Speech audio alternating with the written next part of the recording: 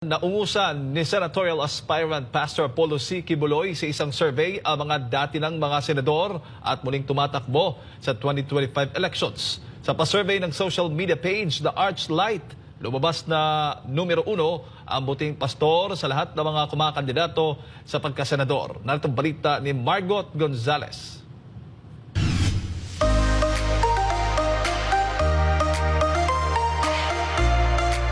Malayo pa ang halalan ay matunog na ang pangalan ni Pastor Apollo C. Quiboloy bilang isa sa mga tumatakbo para sa pagkasenador sa 2025 elections. Ang COMELEC ibinasura na ang petisyon na nagpapadiskwalipika sa kanya. Wala na naman daw kasing basihan para hindi makatakbo sa halalan ang butihing pastor. Sa mga survey, patuloy ang pag-angat ni Pastor Apollo. Sa third run ng pa-survey ng social media page na Archlight na may halos 2 milyong followers, nanguna na si Pastor Apollo C. Quiboloy. Naungusan na ng butihing pastor ang mga re-electionist gaya ni Senator Bato de la Rosa at Senator Christopher Bongo. Wala naman sa top 12 sina Tito Soto, Ping Lacson, Amy Marcos, Manny Pacquiao, Pia Cayetano, Bam Aquino, Francis Tolentino, Bong Revilla, Kiko Pangilinan at Giningo Hunasan. Ligwak din sa survey ang convicted child abuser na si Franz Castro. Ginawa ang survey mula December 17 hanggang December 20, 2024. Ang tanong sa mga partisipante, sino sa 66 na senatorial bets ang makapagsusulong ng zero corruption sa Pilipinas? Sa naturang survey, si Pastor Apollo ang lumabas ng numero 1 may plataporma para tuluyang iwaksi ang talamak na korupsyon sa bansa. Si Pastor Apollo, kahit nung hindi pa siya tumatakbo sa anumang posisyon, kaliwat kanan na ang ginagawang humanitarian works, hindi lamang sa Pilipinas, kundi maging sa iba't ibang panig ng mundo. Si Pastor Apollo C. Quiboloy, walang bahid ng korupsyon. Kitang-kita yan sa mga naipundar, naipatayo,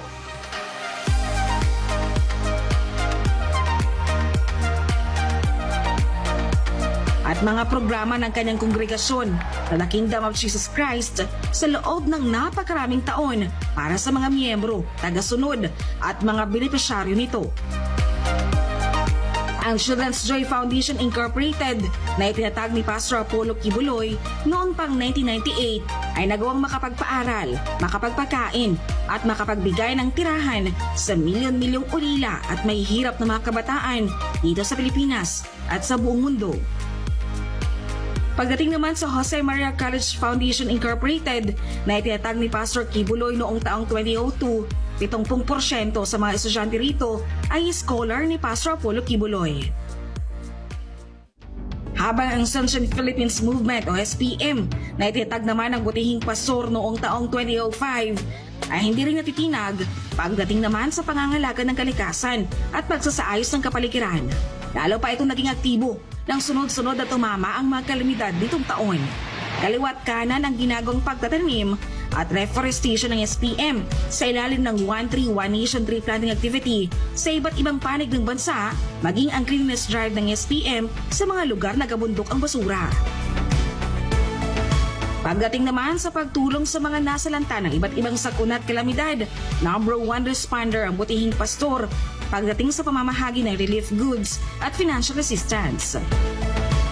Tuwing sasapit naman ng birthday ng butihing pastor tuwing April 25, ay milyon-milyong mga bata ang pinapakain nito sa buong Pilipinas at sa iba't ibang bansa. Tambuhalang cake ang inahahanda ng butihing pastor para sa mga bata taon-taon. Meron ding unlimited rides, candies, cotton candies, ice cream at iba pang mga pagkain.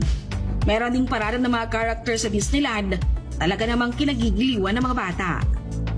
Ang Sunshine Media Network International o SMNI na itinatag rin ni Pastor Apollo Quiboloy ay naging numero 1 at kung hindi may bukod tanging tagapaghatid ng totoo at patas na balita.